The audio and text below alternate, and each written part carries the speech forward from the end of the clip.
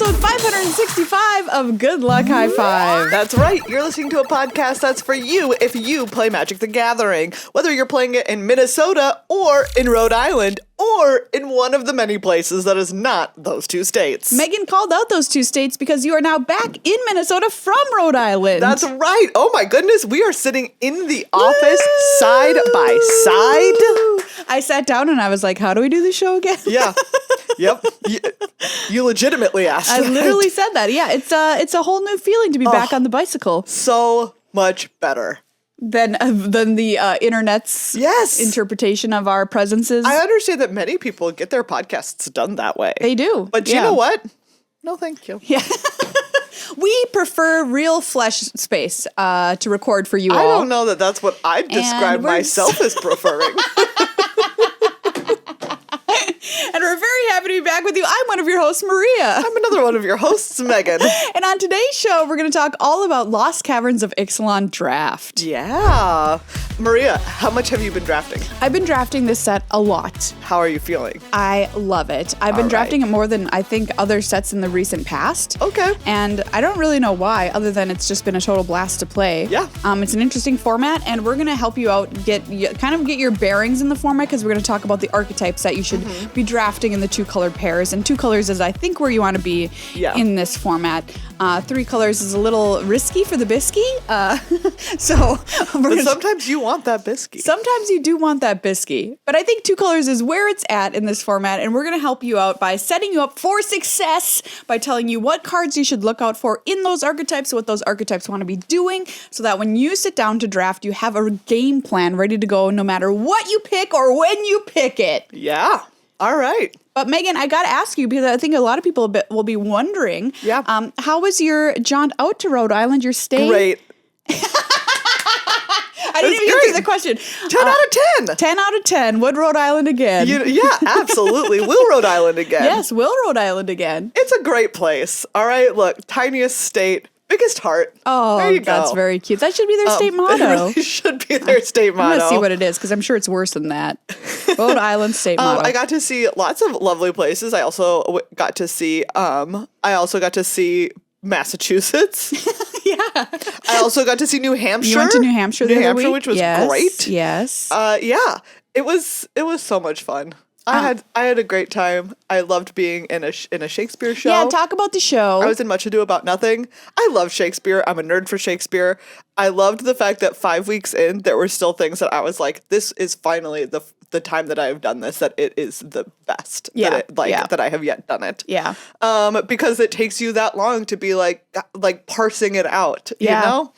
It's a great show. I would call it the best show. I love Much Ado About Nothing. Yeah, it's my favorite it's so show. good. Shakespeare play. And I think that it's so accessible too. It is. Which it's I also very felt really accessible. good about this production that we did. I felt like our production was very accessible. Yes, I agree. One of my I saw it, favorite everybody. things. Yes, Maria saw it.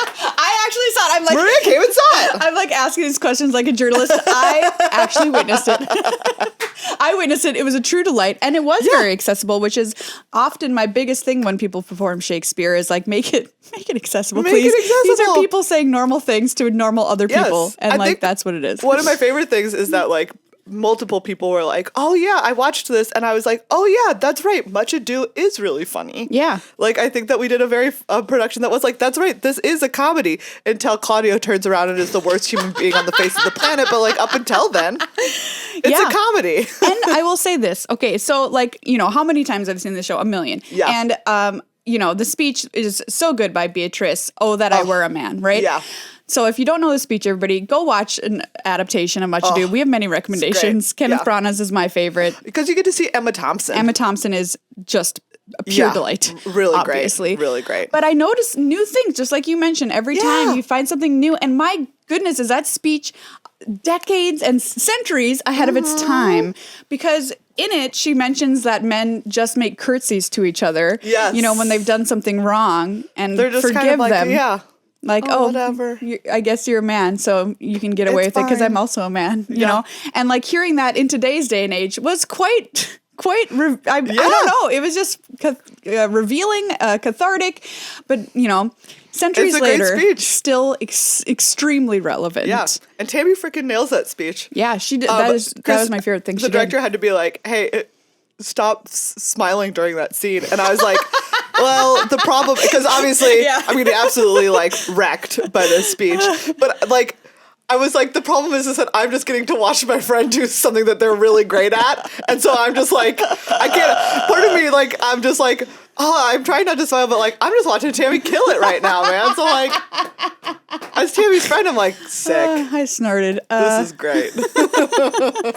Anyways. Give the theater company a shout out. Oh yeah, Contemporary Theater Company. It is in Wakefield, Rhode Island. I highly recommend seeing everything that they do. I think that they do great Shakespeare plays. They also go out of their way to do like really cool newer works. Oh, excellent. And yeah, like they're great. They're really lovely. They do some improv stuff. If you're in Rhode Island or near Rhode Island, some people came down from Massachusetts to see it. Thank you. It was the cutest. Yeah, check them out. It's great. People came from Minnesota to see it, so you can go there from anywhere. They have an improv festival. Yes, the beginning of this June. So if that's of interest to you, you can go there and check it out. Yeah, the Ocean State Improv Festival. It's great. So, and I will also say that the Claudio in this show came as close to being acceptable as Claudio. Yeah, as forgivable as Claudio can be. Yeah. I was like, yeah, you took it all the way to the line, but like, unfortunately, there is a firm line that cannot be crossed. It's so interesting. It will never be true forgiveness. Well, no, I don't think so. It never will be. Seen with a modern audience's eyes, too, is very different than even seeing it, you know, when the last time I saw a stage production was probably like 8 years ago, maybe a little bit more.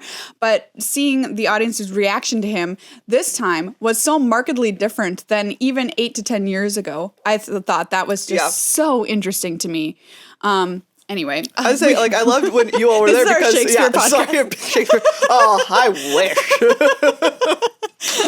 Like, I looked out at the audience like during that wedding just because I knew that you all were out there, and I saw you all, and I was just like so happy because you all looked like you wanted to kill him.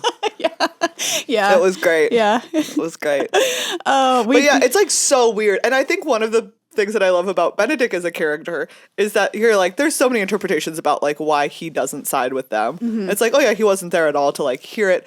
But also part of me feels like it's just that he is they talk a lot about how all of these guys like sleep around. Yeah. And he's like, I can't play into like the double standard of this. Like, didn't we just do that last Thursday? Right? It's like, I don't know, Claudio. You're like shaving this lady, but like you, like, I don't know. Yeah. You're like a goon running around out there.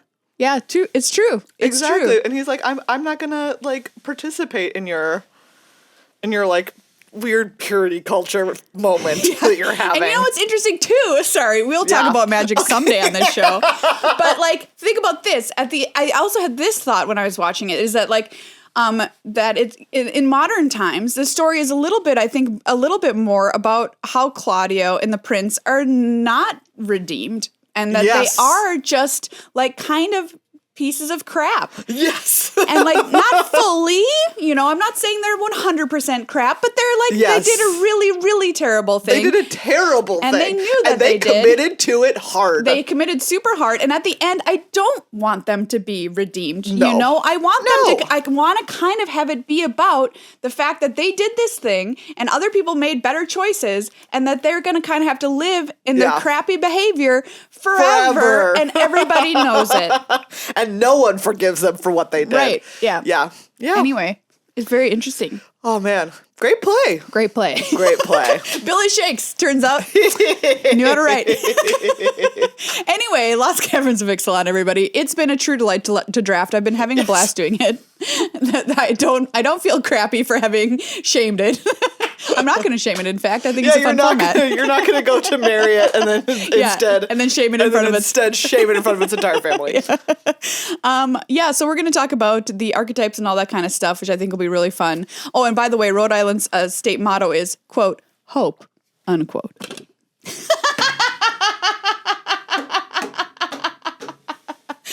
So I think small estate, biggest heart is way better and that they need a rebranding. Wow. Hope. I hope. Period. Yeah. I mean, the area was just adorable. I was truly charmed. Truly charmed. It's really lovely. But before we dive into Lost Caverns of Ixalan or inevitably fall back into our Shakespeare hole, let's thank our patrons who support us in this week of thanks, no less. Thank you so much to everyone who is a patron of Good Luck High Five. Wow, was everything we did before now the intro? Yes, it was. Whoops. Somehow. So the people who skip past the intro, truly, they don't know what they're missing. Yes, exactly. Also, if you skip past the intro of our podcast, how many minutes is that? Are you thinking? I mean, sometimes it's only like 6. Sometimes it's like today where it's like 20. Anyways, thank you so much to everyone who's a patron, especially at this time of year. Yeah. Like overall in the world, charitable contributions have been down this year. It makes sense. Yeah. You know, so thank you so much to everyone who is like taking the time, setting aside some part of their money that they have available to do stuff like this, and making it possible to do this podcast. Yes, it really thank you mean so much to us. everybody. You are who we are most thankful for, without a doubt. And you can become a patron by going to patreon.com/GLHF Magic. For $5 a month is the tier we recommend, but we have all the way up to $40 a month if you want to be at Desolation Twin level, which is just a cool named level. Get access to our Discord server. Most importantly, support the content creators that make content that you consume and enjoy. Yeah. Thank you so much to our 2 new patrons, Yay! Justin and Jeffrey. Yay, Justin and Jeffrey! Thank you so much. Thank you. Oh my goodness. Now you have to make a new Justin pun. I know I've done Justin puns, but we have to dig past the initial obvious puns into more esoteric puns. Yes, absolutely. And Jeff did leave us a nice note too to say that he is part of Jeff Party because his name is Jeff automatically. Yes. You're part of that video. Thank you for keeping our finances out of Jeff Purdy. Jeff. That's a great one. I'm going to give that one new best one. Thank you, Jeff. And Justin. Oh, okay. Second. Oh man, thank you for keeping us from. I'm like trying to make like a dusting the floors for money, but. Thank you for keeping us from Justin the It just doesn't work because I was trying to do it like we're not frustrated because Justin donated. Yeah, I don't know. It's a tough one. Frustrated, Justin. There's nothing to be done. All right. Frustrated. We're gonna keep working on it. Thank you, Justin and Jeff. Thank you, Justin and Jeff, for being our J heroes today. Thank you as well to Card Kingdom. You can check them out at cardkingdom.com/GLHF. Get everything that you need for the holidays coming up, and don't be a last minute darling. I was trying to put it with D, but it didn't really work. But even if you are, Card Kingdom has really fast shipping. But why not give yourself peace of mind by getting your holiday presents out of the way right now at the end of November? We love using them for everything. They've got fast shipping, great customer service, and you can get whatever you need for your gift giving done ahead of time. Megan's still trying to make a Justin pun over here. I am. I was like, what are you doing? She's looking for Justin puns. Justin, thank you for No, I cannot get there. Justin, if I had just one thing to say, it would be thank you. There it is. You're the best. Oh, thank goodness. We got there, man. If another Justin subscribes, we are screwed. Check out Card Kingdom on the internet, cardkingdom.com/GLHF. Hey everybody, it's time for the Randomizer, where we go to scryfall.com, hit the random card button, and try and guess what the card does based on the art alone. Yes. Maria, are you ready? You were cackling like a maniac, so how could I not be ready for this? Here you go. This is some incredible art right here. It is top notch. Okay. This, what I'm looking at, is some kind of, what would you say this creature is? It's like a human golem hybrid situation. Totally ripped. Is he made of molten lava, like his arms, and he's got lava hair? Yeah. Red glowing eyes, and the greatest utility belt you've ever seen. Yeah. Against a red and orange blazing background, throwing an axe straight at the viewer of this card. Yeah. It's very cool. So my question for myself is this card the axe or is it the dude? And I also just feel like I just want to say that his face has real like Yeah, he is energy. He is very excited to be throwing this axe Yeah. directly into somebody's forehead. Gosh, I want to say the card, he looks like more of the focus than the axe. So I'm going to call this card like, whatever in the set this was. It's like Lava Man Axe Thrower or whatever. Lava Man Axe Thrower. Lava Man Axe Thrower, Axe Blaster, actually. I want to be Axe Blaster. Lava Man Axe Blaster is the name of this card. And this is a red card, obviously. This card is a 3/2 for 4 mana. And what you can do is you can pay 2 mana to sacrifice an artifact to do 3 damage to any target. Pretty good card. Yeah, that's a pretty good card. Some would say too good. Well, so it is a red card. Oh, nailed it. It is an instant. Oh, okay. It is called Magnetic Theft. So it's not called Lava Man Axe Blaster? No, it is called Magnetic Theft. It is Oh. a single red. So instead of throwing, it is coming to his hand. He is thefting it via magnet. Wow, I wouldn't have known. Attach target equipment to target creature. Control of the equipment doesn't change. That is exactly what is happening in this art. Yeah. Wow, I suppose there was some clues that it was going towards him and not away from him. The motion of the axe is going towards his hand now that I look at it. Yeah, like the artist Dave Dorman made sure to show us, that it was moving towards him, I think. Once you know. This is from Fifth Dawn. Fifth Dawn. This guy's a Volshock. Wow, okay, I don't know what a he is. Volshock is. I think we're looking at what is. Some lava, but he's got Lava Boy. Lava Man axe blaster. He's got some kind of like, from the minerals in his hand. I wonder if he looks like what Koth is, right? Yes. He looks like Koth. Yes, agree. Okay, I don't know much about Koth lore, so. Me neither. Anyway, your art's the very opposite of Lava Man Axe Blaster. Check it out. Wow. Oh, this is lovely. I'm looking at a woman, perhaps like a druid, or like an elven druid kind of creature. She has like beautiful flowing hair. Her hair is flowing up and away. I love it. And she is holding like a shield that is made of a shell in front of her. And it looks like that shield is being like impacted by something. And there's like a little like courtier behind her who is very like, oh no. Don't get blasted by the Lava Man's Axe Blaster. Exactly. Oh, it's so pretty. Like they're both wearing really gorgeous it's gowns. beautiful. Even like the courtier in the back, has like this very beautiful full skirt gown, and she in the front has like, it's like beautiful like filigree kind of sleeves. Ooh, this is so pretty. Who is the artist? Is this is this Roxanne? No.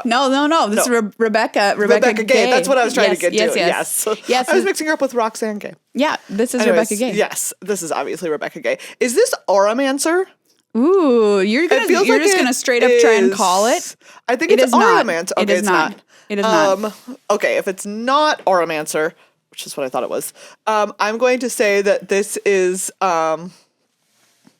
Defending Druid. Ooh, great name. And I'm gonna say it's an 0/2 for 1 and a blue with flash, and when it enters the battlefield, it like gives another creature hexproof until end of turn. Ooh, great guess. Great guess.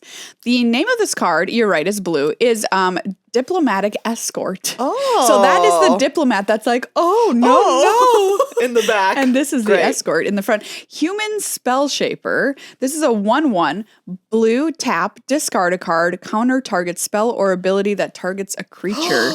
So I had the mana cost. You did. And I had some of the ability of this card. It's blocking something. Yeah, it's like countering a spell. Like it's like protecting something. This is a very cool card. This is from Mercadian Masks. I feel like, would you play this card?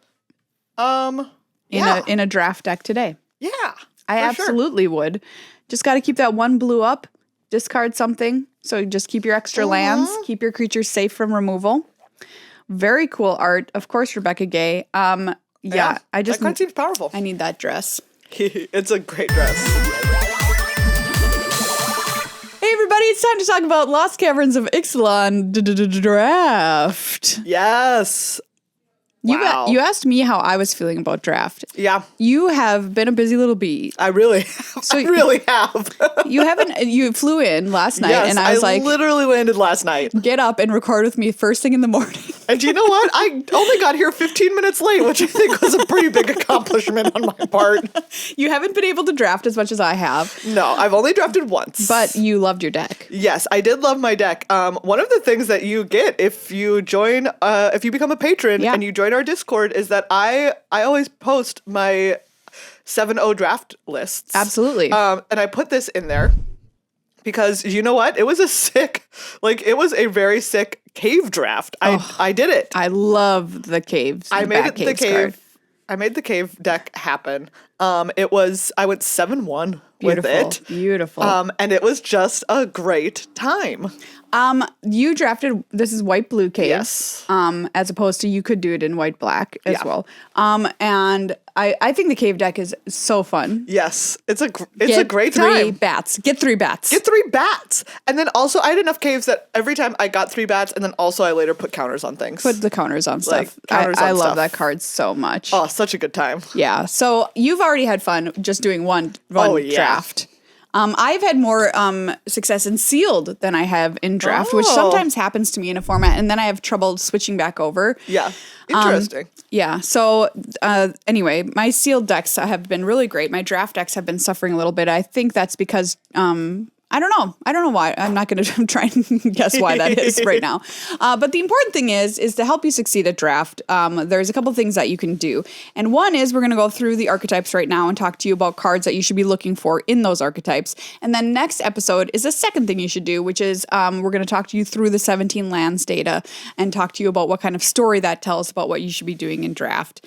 So the first step is to kind of know what your signposts are for certain color combinations. Mm-hmm. And we're going to kick things off with Azorius, which is what you drafted. Yes. And the funny thing about Azorius is, which is not pointed to in I think the construction of how Wizards maybe wanted us to quote unquote draft these decks, is that there's 2 different decks in Azorius. Yeah. And the first one, which is the signpost deck for the format, is blue-white control. Yeah, it's very artifact focused. Yes. Which I did also, to be fair, in mine have a lot of artifacts and craft a lot of times. Yeah.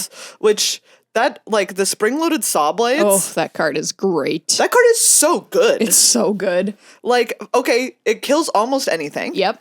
And it becomes a 5/5 vehicle with crew 1. Crew 1. It's a 5/5 vehicle with crew 1. It's Get some gnome it's in absurd. there. Yeah. I mean, that card is it's very good. One of the best performing cards in the format. Yeah. And the signpost uncommon for blue, which is where we're going to start, is a Master's Guide mural.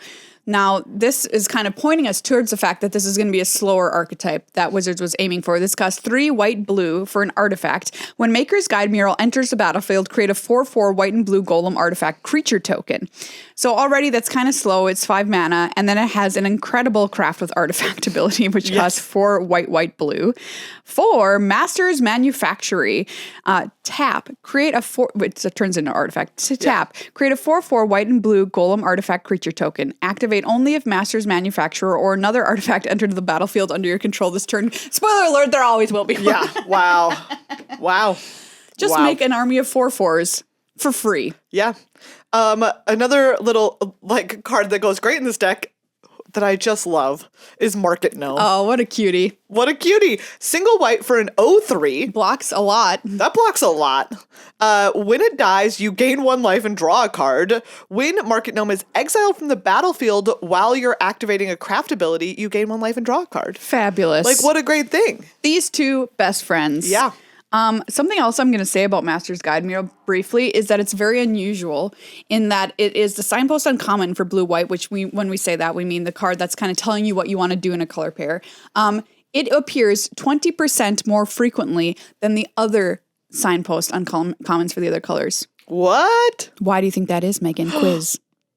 Why is it? Is it because it is nice? Well, I don't know. Maybe that is why. It's because it's double face card. Oh yeah, and so it can go. It can also go in the double face card spot. Correct. That makes sense. Correct. Wow. So that is not an insignificant number, people. Which means this card is going to show up more often in a fantastic color pair. So yeah, you're trying to do controlling blue-white artifacty things. Craft is kind of the goal that you're aiming towards with this deck, making some incredible craft synergies pay off for you in the late game, making sure you survive to the late game by playing cards like Market Gnome, which will get you there, Cogwork Wrestler, which is the 1/1 single blue flash. When it comes in, target creature and opponent controls gets -2/-0 until end of turn. That card is crab. That card is really good. And quite frankly, I was like, because sometimes this effect is good in a format and sometimes it's not. Yeah. Spoiler alert, this card is very good in this format. Yeah. It'll kill so many things and you won't even know what hit you. So, yeah. Great. Be a little slow, be a little controlling, and then craft stuff late. Clay-fired bricks, I'll just call it that card too, because that one's another great one to put in this deck. Yeah. It gets you planes to help you make your late game, and then once you've crafted it for 7 mana, it makes 2 gnomes and then gives your creatures all +1/+1. Nice. Like we already mentioned, spring-loaded saw blades. Yeah. I think that card is just absurd. It is. It truly is. It's like very, very good. So, yeah. Good archetype, good deck. Yes. The other deck you can draft in Azorius, I'll just call it out now, but we'll talk about it more next week, is the very, very aggressive blue-white flyers deck, which there's some very good tiny little white flyers and blue flyers that you can get in there. Play them early, 1, 2, 3 them, bounce their creature. Let me tell you, usually I would not play, like Miner's Guidewing is like a card that it really depends on the format if you're going to want to play that thing. Oh, yeah. And the answer is yes. Play that thing. Play that thing. That card is one of the best commons. So good. Next up, we have Orzhov. So Orzhov is trying to do kind of like the sacrifice thing. I said trying to because poor little Orzhov is not doing so hot in terms of archetypes, but it's trying. He's having a hard time. He's having a hard time. And I think you'll be able to guess why when we talk to you about the signpost uncommon of the set, which is Bartolome del Presidio, which is white-black for a 2/1 vampire knight. Sacrifice another creature or artifact, put a +1/+1 counter on Bartolome. I mean... So what? That's what I have to say. So yeah, that's a great question. So what? Because first you have to be able to activate this, so you need to have a lot of little idiots running around that you don't care about, which, you drafted the Caves card, maybe you have Synapse Necromage, which makes the 2/1/1 funguses. That can't block, by the way, which what? Is really bad in this format. So there are ways to make little idiots to sacrifice to Bartolome, but the problem is you're making him very tall. So say he's like a 10, 11 or whatever, or he wouldn't be that. He would be a 10-9. Say he's a 10-9. And you're like, yay, I'm doing it. I've done the thing. I've sacrificed all this chaff that I didn't care about. Well, what cards were we just talking about in blue-white? We were talking about like Market Gnome that wants to be sacrificed anyway. Tinkerer's Tote, which makes 2/1/1 gnomes. Yeah. Ultec Cloud Guard, the 3/2 flyer that makes a gnome with it. You can just chump for days. Chump forever. You just chump for forever. Be like, okay, forever. Here's a little one. Like, whatever. Whatever. Okay, good in there, Gnome. Whatever. Thank you for your service. Yeah, yes. That's all it is. Boom, boom, for boom. Your service. Get in front of this giant, enormous Bartolome. Yeah, anyway. Yeah, it's just very true, unfortunately. We'll look into some more of that data next time. But if you want to draft black-white, the thing it wants to do is it wants to sacrifice stuff. Yeah. I will say a card that I really have liked a lot is Glorifier of Suffering. Yeah. I think that any deck that you're playing white, you want to play this card if you get it. This is the 2 and a white for a 3/2. When it enters the battlefield, you may sacrifice another creature or artifact. When you do, put a +1/+1 counter on each of up to 2 target creatures. Yeah, it's really good. Excuse me? If you have something to sacrifice, which you probably do. Yes. And it's really... Yeah, this format is good about there's stuff to like making things that are very sacrificable. Yes, it is 5 power for 3 mana. For 3 mana, cost 3 mana. Yeah, 5 power. That's it is pretty good. Very, very good. Pretty good. Yeah, so you're making things to be able to be sacrificed. You're sacrificing them to Bartolome. There's other cards that want you to sacrifice to like I can't remember what the one I'm thinking of. That 1/4. That like drains or something like that. Oh yeah. I don't remember what. This deck's not very good. Anyway, that's what you're trying to do, everybody. Chupacabra Echo is an example of a payoff in this color pair with Fathomless Descent. So this is a callback to our Ravenous Chupacabra friend. Guess what? He's still alive and still killing things. I don't know if he's alive. Well, yeah. He's not alive. I don't think alive is one of the words I would describe. He's still here in spirit form, messing with our creatures. He costs 2 black for a 3/2. A Fathomless Descent. When it enters the battlefield, target creature an opponent controls gets -X until end of turn, where X is the number of permanent cards in your graveyard. So you're sacrificing stuff that hopefully goes to your graveyard. Although, does it ever? I mean, like some of your tokens, they don't. Anyway, then you kill their dude with your Chupacabra Echo, etc. You get it. And then bring them back with another chance, which is 2 and a black instant. You mill 2, return 2 from your graveyard to your hand. That's the idea. Nice. So that's the idea. In black-white, sacrifice and reanimate. Next up, we have Boros. Boros has Sunshot Militia. This is 1 and a red for a 1/3 human soldier. Tap 2 untapped artifacts and or creatures you control. It deals 1 damage to each opponent. Activate only as a sorcery. So this is kind of like what you're... Surprisingly, Boros, not really the aggro deck in this. Right, exactly. 1/3 for 2 is like what you're wanting to draft. It's more about like tapping stuff for benefit. Tap your little artifacts. Yes. I mean, yeah, to have a red-white, a more mid-rangey artifact-based deck is slightly surprising. We haven't seen that in a while, honestly. Yeah. I mentioned Tinker's Tote earlier. It goes great in red-white here. Yeah. That's 2 and a white, if you don't know, and it makes 2 gnomes when it enters the battlefield. And then single white, you sacrifice it, you gain 3 life. I mean, we've mentioned this card for every deck that has white in it so far. Have we really? Yeah. I mean, so maybe it good. Maybe it good. Maybe it good. Maybe it just good. The rare that goes with this deck, there's a couple, but this one I want to shout out because it's doing exactly what you want to do in red-white, is Anam Pakal, 1000th Moon. 1 red-white for a 1/2, human soldier at rare. Whenever you attack with 1 or more non-gnome creatures, put a +1/+1 counter on Anam Pakal, then create X 1/1 colorless gnome artifact creature tokens that are tapped and attacking, where X is the number of +1/+1 counters on Anam Pakal. So you're making a bunch of little artifacts that are helping you to power through your synergies. Nice. That's the idea in Boros, little tiny artifacts that get the job done in the long run. Whew, all right. Next up is Celestia. This is like counters. Counters. You know? It's just like put counters. Put counters and make big. Make big. Buff your dudes. Kutzil Malamet Exemplar, 1 green-white for a 3/3 cat warrior is our signpost uncommon here. Your opponents can't cast spells during your turn. Whenever 1 or more creatures you control, each with power greater than its base power, deals combat damage to a player, draw a card. Yeah, so I was very excited for this deck going into this format. Yeah. Because this sounds like up my alley. Very much play sounds some up your creatures, alley. put counters on them, Trixie, and get in there. The problem is that I don't really think there's... I mean, I don't know. Maybe I just haven't drafted this deck right, but I was thinking about counters, you know? Yeah. But it's not really... I don't know if there's so many cards that put counter. That's true. It's more about just like buff. Buff. So a trick. Yeah. So it's like buff boys. It's buff. This deck is buff boys. The card that's going to help you do that the best is Staggering Size, which is 1 and a green instant. Target creature gets +3/+3 and gains trample until end of turn. Nice. So this is the best performing green common, and and just get your creatures in there with this buff. But also, then it just goes away, and you have to do it again the next turn. You need to have a different instant. Yeah. You know what I'm saying? Yeah. Well, that's why you need this. That's why you need this uncommon so that you get card. You get card. Yeah. Otherwise, helps you get more card. Glorifier of Suffering that you mentioned before would be a way to do this in a counter mode.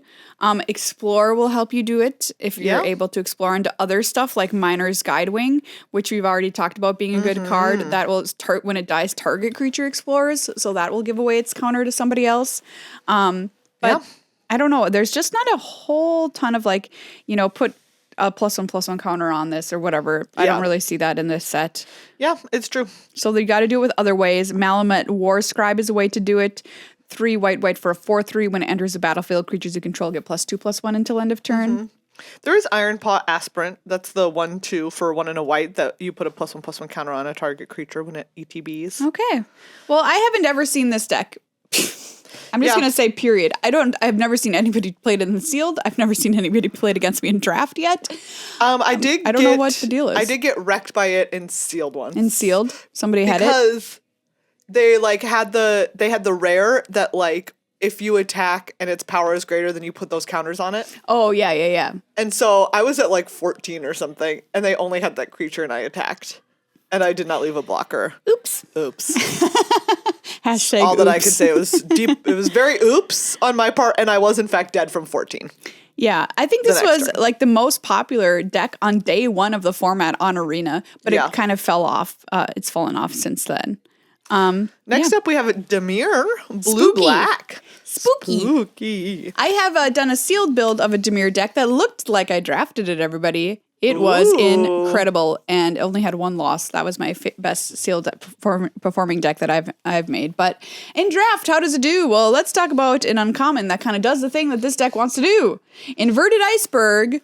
1 in a blue, when Inverted Iceberg enters the battlefield, mill a card, then draw a card. It has craft with artifact for 4 blue to turn into a 6/6 whenever it attacks. You may tap or untap target artifact or creature. So this, the clue is on its front side, which is mill a card, draw a card. So you're filling your graveyard. This is Descend Control in blue-black. And it's a beautiful deck if you can get it to come together. You truly do feel like you're in control of the game. Oh yeah, Soul Coil Viper gets a shout out here. This is the 2/3 for 2 and a black. You can pay black, tap, sack it to return target creature card from your graveyard to the battlefield with finality counter on it. Like, let me tell you, the number of times that I've just been absolutely wrecked by my opponent getting something like, like milling stuff with the little mill cards. Great. And then just like putting an absolute beast out there with Soul Coil Viper. Yeah, I love the 2/2 Menace Friend that costs 2 and a black in this archetype that gets a counter if you descended this turn. Oh yeah, the little goblin, right? The little goblin guy. He's kind of my favorite. You kind of have to deal with it if you're the opponent. Oh, you absolutely do, yeah. The thing I've heard that's like speaking against this deck is the fact that you can't necessarily always control Descend. Yeah. So that is true to a point, of course. If you get all the pieces, you can control it pretty well. The 2/2 flyer that dumps a card into your graveyard when you attack with her, for instance. But sometimes you can't control how your opponent's going to block, so you can't descend and you can't get the payoff, like the counter on the 2/2 Menace. The Menace guy. Yeah. Although I will say I have felt like generally if I want to descend or my opponents want to descend, you can usually get it done. Like I feel like there's been so many times where I'm like, gosh, I really need them to not descend next turn. And then they just like they're able to make it happen. Like a lot of times I think that if your deck is built well, you're able to make it happen. Another way to get back stuff that you've been descending with, Defossilize. Yeah. That's the sorcery that brings a card back from your graveyard to the battlefield. It explores and explores again. It costs 5 mana, but quite good. Ukenbeck, or The Great Mistake, which is also doing what you want to do in this color pair. I love that card. I mean, the art is it's probably one of my favorite arts of the year for sure. I mean, calling something the Great Mistake is it's also very funny. It's very funny. It's like very good. Very, very good. Come back with finality counter once you've got Descend 8 online. Yeah. 6/4 Menace. I love that card. And I love playing it in this deck. Next up, we have Captain Storm, Cosmium Raider as our signpost uncommon. Welcome back, Captain Lannery Storm. She's here. Blue-red for a 2/2. Whenever an artifact enters the battlefield under your control, put a +1/+1 counter on target pirate you control. So it's like, you know what? It's Treasures and Pirates. Treasures and Pirates. Not necessarily instants, which is what we usually see out of blue-red. This deck is extremely, extremely strong.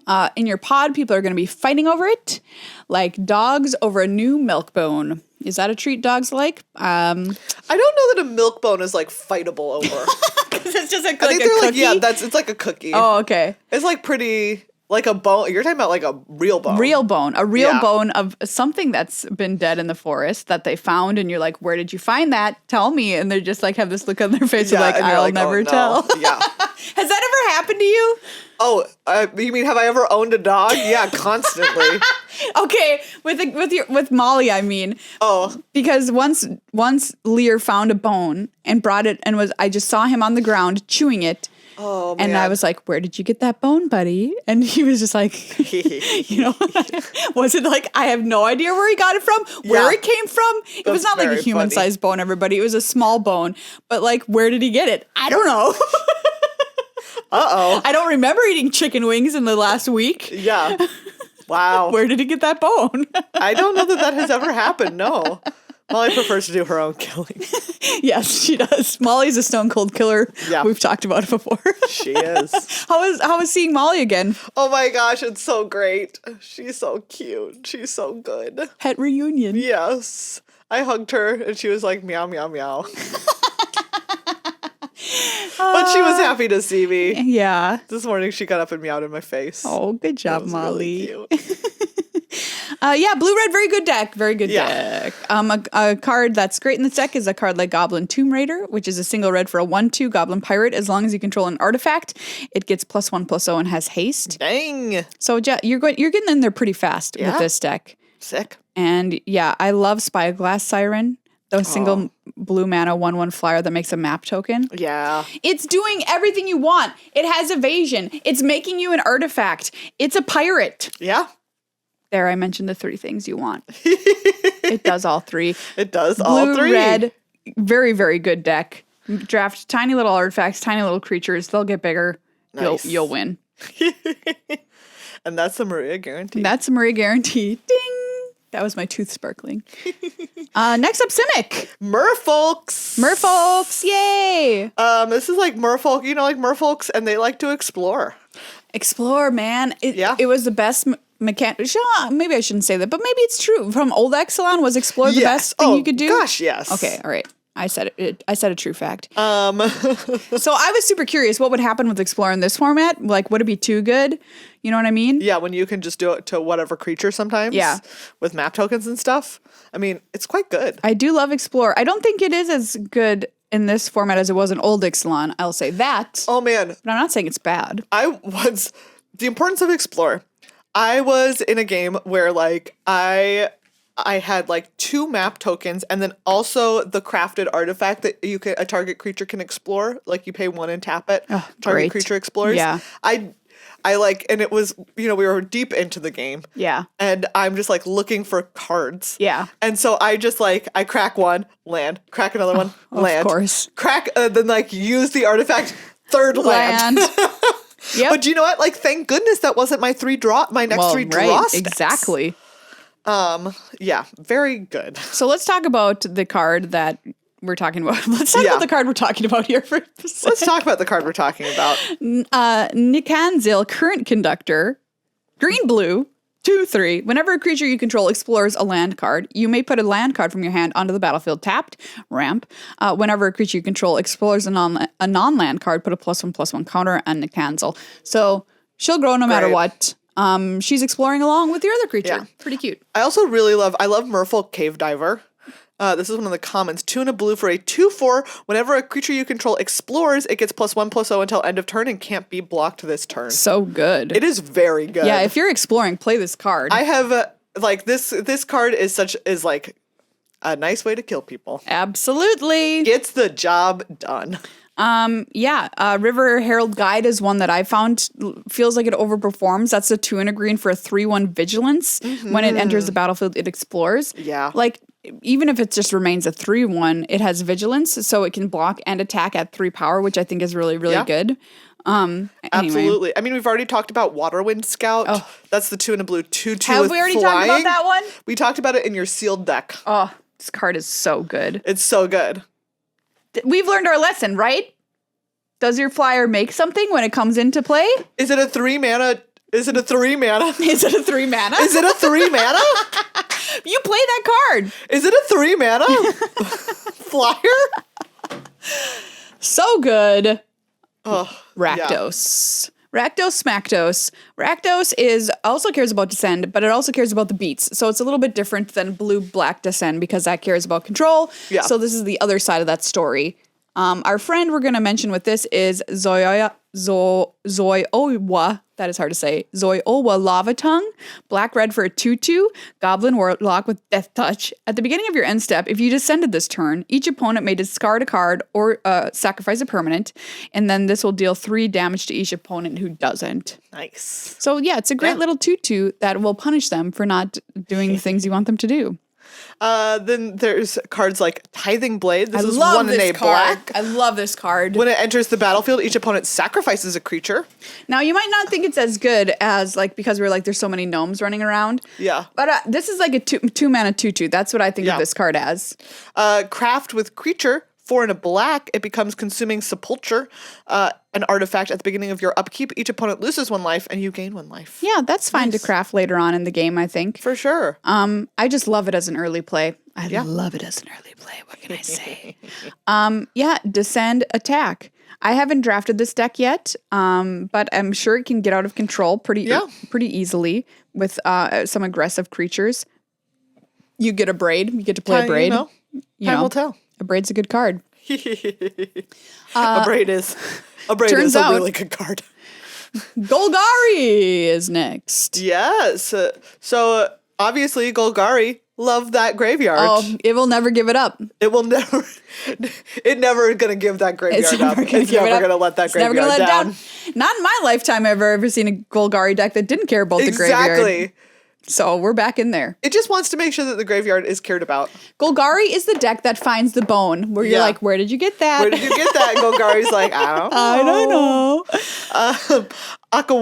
Akawali, the Seething Tower, 1 black green for a 3/3 fungus. Descend 4. As long as there are 4 or more permanent cards in your graveyard, Akawali, the Seething Tower, gets +2/+2 and has trample. Descend 8. As long as there are 8 or more permanent cards in your graveyard, it gets an additional +2/+2 and can't be blocked by more than 1 creature. Great card. Yeah. A+ card. You know, it's already a 3/3 for 3. It's a 3/3 for 3. Sick. Straight up. Straight up.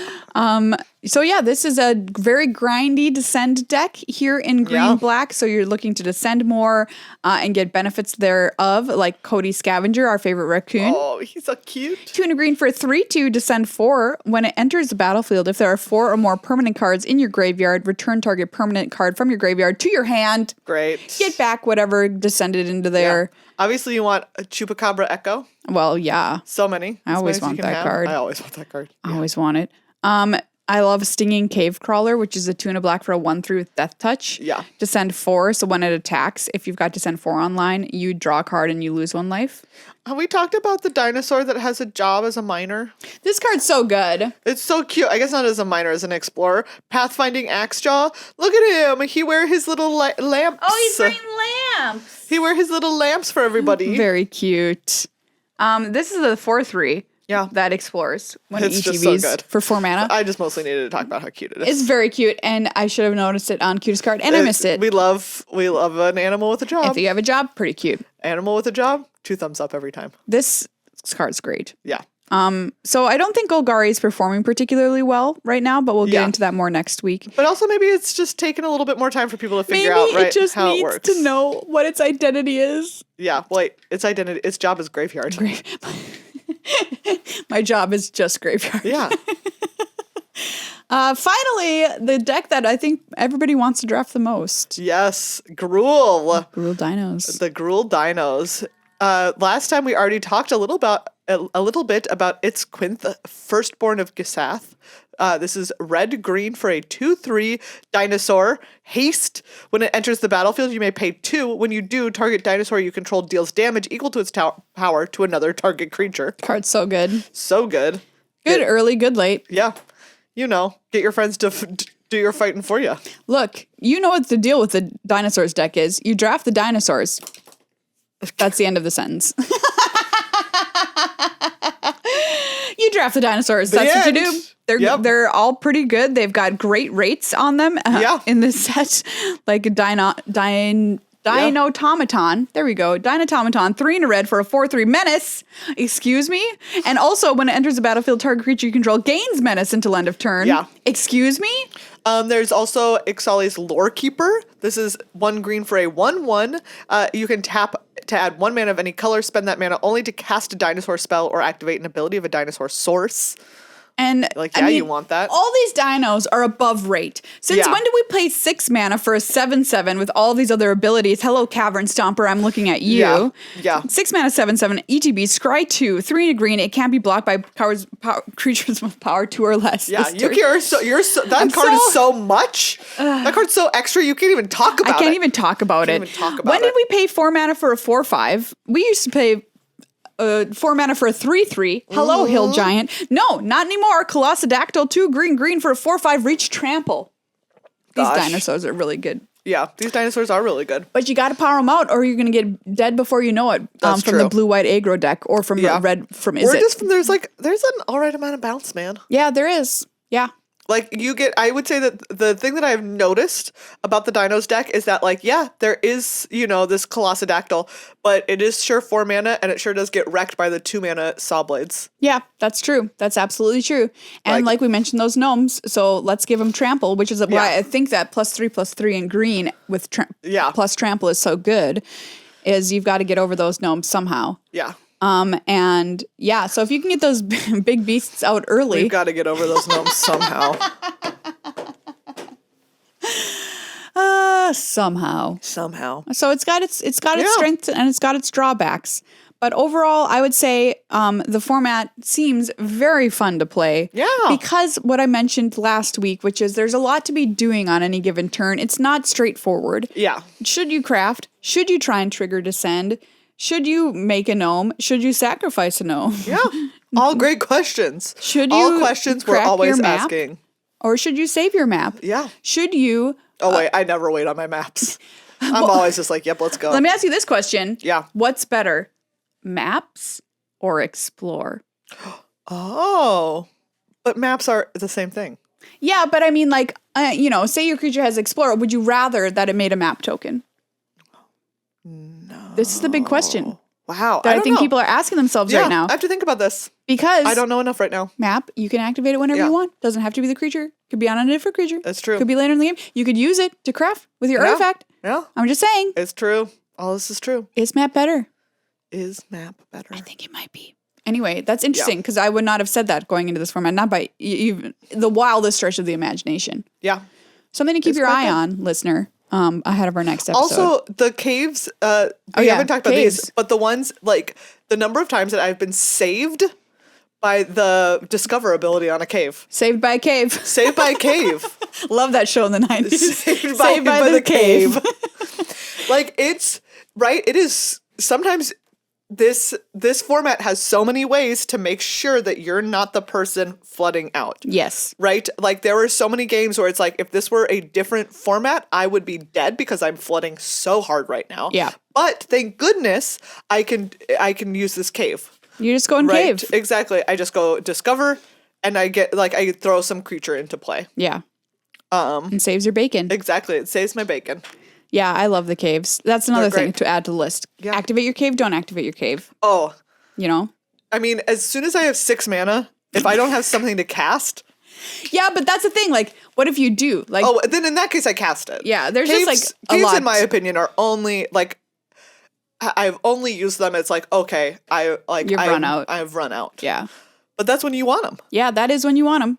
A lot to do every turn of the game in this format. So I've been having a blast. What have you been doing? How do you think about the archetypes? Have you had success with one, not with another? Let us know in the Patreon Discord or in the chat below the video here. We'd love to hear what you have to say.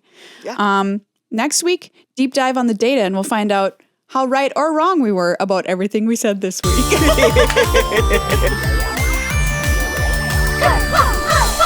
Well, friends, we've reached the final destination of this episode. Keep your hands inside the ride until we've come to a complete stop. Your seatbelt securely fastened.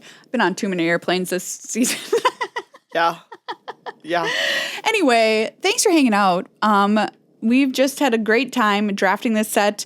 Really excited to talk about the cold hard data next episode, which fluctuates slightly week to week. So we're going to be coming in on a 3-week format. Yeah. By the time we get there, which I think is nice. That's a sweet spot to talk about it. Thank you, patrons. Yes, thank you again to Justin. Thank you for your patience as we came up with a fresh Thank you, pun for your Justin. name. Thank you to Jeffrey. Yay, Jeffrey. Shout out to New Hampshire. And everybody whose name is Justin, who's not already a patron or might want to increase their pledge, please do not become a patron or increase your pledge before the next episode, because if you do, Megan will have to make another new Justin pun. Uh-oh. And you do not want to see that, right? Patreon.com/GLHF Magic. Join our family. Get access to our Discord. Thank you as well to Card Kingdom. You can check them out at cardkingdom.com/GLHF. And have a great time drafting this new set, everybody. What a delight to be back here in this room where I Yes. have to keep a straight face as Maria repeatedly calls a card Axe Blaster.